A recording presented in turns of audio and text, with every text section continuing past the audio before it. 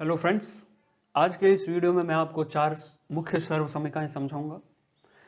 ये चैप्टर करने के बाद, ये वीडियो लेसन कंप्लीट होने के बाद आपको इन सर्वसमीकरणों को रटना नहीं पड़ेगा। ये मुख्य तौर पर 9th-10th क्लास में आपकी होती है सर्वसमीकरण, जो कि आपके आगे तक काम आती रहती है। कोई भी कम्पिटिटिव एग्जाम्स हो तो वहाँ आपका यूज़ पड़ता है और लाइफ में भी बहुत सारी चीज़ों में इनका काम पड़ता है।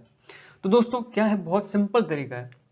देखो, एक तो तरीका ये कि आप ऐसे रट लो a² + 2ab + b² a³ - 3a² b + 3ab² - b³। अब उसमें प्रॉब्लम क्या है कि जब आप ऐसा करेंगे तो आप इनका ऑर्डर भूल जाएंगे कि जैसे प्लस वाले में तो कोई दिक्कत नहीं है, माइनस वाला करेंगे तो आप इसके आगे प्लस लगा सकते हैं, इसके आगे माइनस लगा सकते हैं। तो आज इस लेसन के थ्रू मैं चाहता हूँ कि सारे डाउट्स क्लियर हो जाएं। ठीक है, तो आपके पास होगी ये लिस्ट। ठीक है, नहीं तो आप इसको नोट कर लीजिए। ये चार सर्वसमीकरण मैं आपको समझाऊंगा, इनको हम ब्रेक डाउन करेंगे किस तरीके से इन सर्वसमीकरणों को याद रखना है for the life time. a + b का होल स्क्वायर, दो वेरिएबल्स हैं, दो चर है, दो वेरिएबल का एडिशन हो रहा है। क्या हो रहा है? दो वेरिएबल्स का जोड़ हो रहा है, दो चरों का योग हो रहा है। अब हमको क्या करना है? उसका स्क्वायर करना है।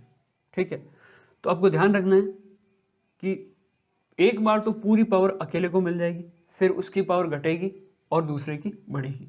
फॉर एग्जाम्पल, पहले मैंने लिखा a, तो पहले पूरी जो पावर है ये दो की, ये पूरी a को मिल जाएगी। ठीक है, पहले आप टर्म्स लिख लीजिए। ठीक है, फिर दूसरी टर्म में क्या होगा? इसको दो मिली पहले, अब इसकी एक कम होगी और b की बढ़ेगी। b के पास कुछ भी नहीं था पहले, अब एक हो गई है। फिर लास्ट में क्या आ जाएगा? a की पावर 0 और b की पावर 2। तो ये तो आपने तीन टर्म्स लिख ली। ठीक है, तीन टर्म्स होंगे, आपको इतना तो याद ही रहेगा कि तीन टर्म्स होते हैं। ठीक है, तो क्या है? a के ऊपर पूरी दो पावर्स, a की 1, b की 1 और फिर b की 2। ठीक है, इसकी पावर्स कम हो रही है और इसकी बढ़ रही है, 0 1 2 2 1 0। अब हम इनके गुणांक देखते हैं, यानी कि कोफिशिएंट। गुणांक के लिए आपको दो चीजें याद रखनी है, एक तो 121 और दूसरा 1331। 121 जब स्क्वायर वाला हो तब 121, और जब क्यूब वाला हो तो 1331। ठीक है, तो अब 1 2 1, तो इसके आगे 1, इसके आगे 2 और इसके आगे 1। फिर क्योंकि प्लस हो रहा है, एडिशन है, तो प्लस प्लस प्लस। ठीक है, क्लियर है? एक बार मैं फिर से समझा देता हूँ। a + b का होल स्क्वायर था, तो हमने पहले पूरी पावर a को दे दी, दो पावर्स। ठीक है, जो यहाँ पे थी वो पूरी a को दे दी, फिर a की कम की, b की बढ़ी, b की पूरी, b को पूरी मिल गई। ठीक है, तो अब कोफिशिएंट्स के लिए क्या रखना है? देखो, पावर्स का आपको समझ में आ गया कि पावर एक की बढ़ती है, दूसरे की घटती है। ठीक है, और कोफिशिएंट यानी कि गुणांक का आपको समझ में आ गया 121। ठीक है, अब ये चीज आपको माइनस वाले में भी, मतलब सब्ट्रैक्शन वाले में भी सेम रखनी है। a - b का होल स्क्वायर है, तो a को पूरी पावर मिली, a की 1 b की 1 और b की 2। ठीक है, अब फिर से कोफिशिएंट के लिए 1 2 1, क्योंकि स्क्वायर है, स्क्वायर के लिए 121। ठीक है, तो 1 2 और इसके आगे 1। ठीक है, तो गुणांक भी हमने कर लिया। और फिर साइन, साइन के लिए पैटर्न ध्यान रखना आपको, plus minus plus minus plus minus, हमेशा यही पैटर्न लगेगा। तो इसके आगे प्लस है तो इसके आगे माइनस आ गया, फिर प्लस प्लस माइनस प्लस।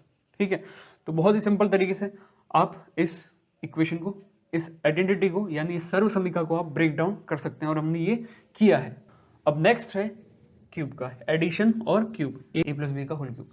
तो वही सेम तरीका, a को पूरी पावर, a को, a की पावर को कम किया, b को बढ़ाया, a की पावर को और कम किया, b को बढ़ाया, और b को पूरी पावर्स मिल गई। तो ये चार टर्म्स आपकी, चार ही होगी उसके बाद, क्योंकि a की पावर, देखिए अब इससे आपको टर्म्स रटने भी नहीं पड़ेंगे, ये इतने टर्म्स होंगे। बस सिंपल सा आपको एक को पूरा, एक की पावर घटानी है और दूसरे की बढ़ानी है। ठीक है, तो चार टर्म्स, समझ में आई हुई बात? ठीक है, अब नेक्स्ट क्या करना है? फिर से 1 3 3 1, क्योंकि मैंने क्या बोला, स्क्वायर के केस में 121 और क्यूब के केस में 1331। तो 1 कुछ लगाने की जरूरत नहीं है, 3 और ये 1 है। ठीक है, अब यहां प्लस हो रहा है तो प्लस प्लस प्लस, सारे टर्म्स के बीच में प्लस लग जाएगा। ठीक है, अब माइनस का केस देखते हैं, a - b का होल क्यूब। ठीक है, फिर से वही चीज, a को पूरी पावर्स, एक की घटी दूसरे की बढ़ी और बी क्यूब। अब फिर से 1331 यानी कि गुणांक, इसका 1 तो एज इट इज रखना है, इसका 3, इसका 3 और इसका 1। अब पैटर्न याद रखना है प्लस माइनस, तो इसके आगे प्लस तो कुछ लगाने की जरूरत नहीं है, ठीक है। इसके आगे minus, plus minus plus minus. तो आई होप ये आइडेंटिटी भी आपके क्लियर हो गई होगी, ठीक है। तो ये 4 आइडेंटिटीज हैं जो हमने आज ब्रेक डाउन किए, इनको समझा है, और नेक्स्ट लेसन में हम और भी ज़्यादा आइडेंटिटीज को करने की कोशिश करेंगे, और भी जो बाकी सारी आइडेंटिटीज है या फिर इंपॉर्टेंट मैथमेटिकल्स जो कॉन्सेप्ट्स हैं उनको हम समझेंगे इंटरेस्टिंग वे में, ताकि आप रटने की कोशिश ना करें, आप समझ के उनको हमेशा अपने लॉजिक से उनको याद रख पाएँ। तो दैट्स ऑल फॉर टुडे।